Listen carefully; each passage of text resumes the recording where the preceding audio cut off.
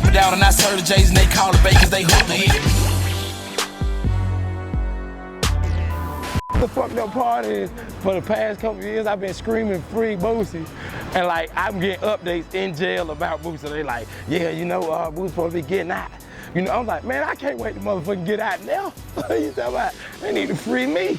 These niggas that was probably locked up with him and all that shit, and like, yeah, man, that nigga in that bitch ballin', he got jewelry on, the nigga got Cartier glasses. I said, who's in that ball like that? I seen one picture of the nigga like a minute ago. Boots in there cut up and everything with jewelry on.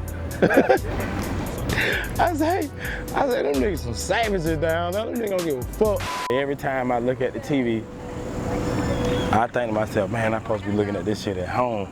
And I'm finna go home today, I know it. I'm gonna get on the phone.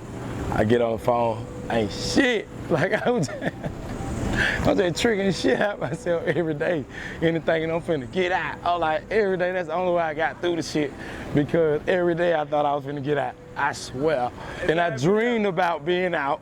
And I thought I was getting out every fucking day. So I ain't had no choice but to just be regular in that bitch. I'm bucking, I'm in that bitch chiefing, cigarette, what going on? Goddamn black and mild, I don't give a fuck what it is. I mean burritos. I had a washer and dryer in that motherfucker and a microwave. That shit was crazy. Got $1 million crib, nigga, you don't even know it. I caught my first dope charge fitting the description of somebody else. And like, I ain't even really know what was going on because the police jumped out and just started fighting a nigga and shit. So like, basically, I ain't had shit on me. I was just coming from the park, you feel me? And they just jumped out on me and were like, we just saw you serve somebody in the car some shit. So I'm just like, you know, I ain't did nothing. I'm like, I'm going to my sister's house. They were like, nah, motherfucker, we seen you sell that dope to that person in that white car. I'm like, I ain't just sell shit, you know what I'm saying? It was a minute ago, although I was in the trap for real then, but it's just that it wasn't me though. So like I went down with somebody else and I sat in that bitch for a second, pleaded out the probation of some shit, and then I got out. And the nigga didn't never know I took a charge for him.